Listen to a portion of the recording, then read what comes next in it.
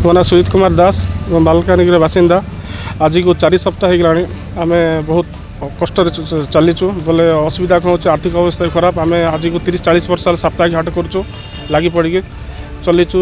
ସେଇଟାରେ ଆମେ ରୋଜଗାର ଘର ଚଳୁଛୁ। ଆଜିକୁ ହେଇଗଲାଣି 4 ସପ୍ତାହ ହେଲେ ଆମକୁ ହାଟରେ ପୁରେଇ ଦେଉନାହାନ୍ତି।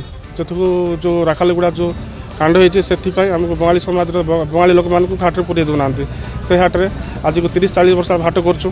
ଅଲଗା ଜାତି ସବୁ ପୁରେଇ ଦେଉଛନ୍ତି। ସେଠର ବାସିନ୍ଦା, ସେଠର ଲୋକ ଆଉ ସେଠର ବଜାର କମିଟି କହୁଛନ୍ତି ତୁମେ ବଙ୍ଗାଳୀ ଲୋକ ଏ ହାଟରେ କରିବନି, ବଙ୍ଗାଳୀ ଲୋକ ତୁମ ପାଇଁ ହାଟ ନାହିଁ, ତୁମେ ସେ ହାଟରେ ପୁରିବନି, ହାଟ କିଛି କରିପାରିବନି। ସେଇଟା ପାଇଁ ଆମର ଅବସ୍ଥା ବହୁତ ଖରାପ ଚାଲିଛି। ଆଉ ସେଇଟା ପ୍ରଶାସନ ପାଖରେ ନିବେଦନ କରୁଛୁ, ତାର ସଲ୍ୟୁସନ୍ କ'ଣ କାଢ଼ିକି ଆମର ନ୍ୟାୟ ପ୍ରଦାନ କରିବେ। ଥାନାରେ ଆସିଥିଲୁ, ମାଲକାନଗିରି ଥାନାରେ। ଆଜି 100-150 ଆସୁଛୁ ସବୁ ବେପାରୀ, ଯିଏକି ଆଗରେ ବନ୍ଦ ଥିଲା ତୁମର 3-4 ସପ୍ତାହ ହେଲା ଭେଜଗଡ଼ା ହାଟ ବନ୍ଦ ଥିଲା। ଏଇ ସପ୍ତାହ ବୁଧବାର ବି ପଦମଗିରି ହାଟ ଯାଇକି ଖୋଲେଇ ଦେଲେନି। କହୁଛନ୍ତି ନାଇଁ ତୁମେ କରିପାରିବନି, ହାଟ କିଛି କରିପାରିବନି, ବେଙ୍ଗଲ ଲୋକ ତୁମେ ବେଙ୍ଗଲ ଲୋକ ହାଟକୁ ବାହାର, ହାଟ ଭିତରେ ପୁରବନି, ତୁମେ ହାଟ କରିପାରିବନି। ନ୍ୟାୟ ଚାହୁଁଛୁ। ଆମେ ତ ମିଳିମିଶି ଥିଲୁ, ସେ ଆଦିବାସୀ କୟା ହଉ ବଙ୍ଗାଳୀ ହଉ ମିଳିମିଶି ହାଟ କରୁଥିଲୁ, ଭାଇଚାରା ଆମ ଭିତରେ ଥିଲା। ହେଲେ ତାଙ୍କେ କାହିଁକି ଏମିତି କରୁଛନ୍ତି ଆମେ ବୁଝିପାରୁନୁ। ହାଟ ବଜାରରେ ଗଲେ ବଙ୍ଗାଳୀ ମାନେ ବସିପାରିବନି, ଏଇଟା ଗୋଟେ ଫିଲିଂ କାହିଁକି ହେବ? ଏଇପାଇଁ ଆମେ ପ୍ରଶାସନ ପାଖରେ ଆସିଲୁ। ଯେମିତି ହେଲେ ଏଇଟା ପ୍ରଶାସନ ସେଇଟା ଦେଖୁ, ସେଇଟା ମୀମାଂସା କରୁ। ଆମର କ'ଣ ଦୋଷ? ଆମେ ତ ପିଲା ଛୁଆ ନେଇକି ଇଏ ମାର୍କେଟ କରିକି ଆମେ ଖାଉଛୁ, ଗରିବ ଲୋକ ଆମେ ସମସ୍ତେ। 14-15 ବର୍ଷ ହେଇଯିବ ଆମେ ବେପାର କରୁଛୁ। ଏମାନେ ଆମେ ବଜାରରେ ଗଲେ ଆମକୁ ବସିବାକୁ ଦେବନି, ଖାଲି ବଙ୍ଗାଳୀ ପାଇଁ ଏକା ଅସୁବିଧା। ଖାଲି କହୁଛି ବଙ୍ଗାଳୀ ମାନେ ବସିପାରିବନି, ଆଉ ସମସ୍ତେ ବସିବ। ଆଜି ପ୍ରଶାସନ ପାଖରେ ଆସିଲି ଥାନାରେ, ନ୍ୟାୟ ମିଳିବ ତାଙ୍କ ସେ ପାଇଁ ଆସିଲୁ।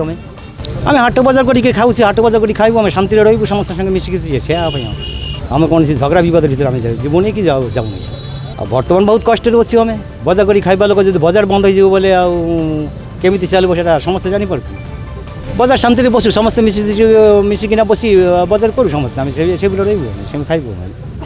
ହାଟରେ ଯାଉଛି 16-17 ବର୍ଷ ହେଇଗଲେ ହାଟରେ ଯାଉଛି। ଏବେ କ'ଣ ହେଉଛି ଯେ ଆମର ହାଟରେ ବସିବାକୁ ଦେଉନି ବଙ୍ଗାଳୀ ଲୋକମାନଙ୍କୁ।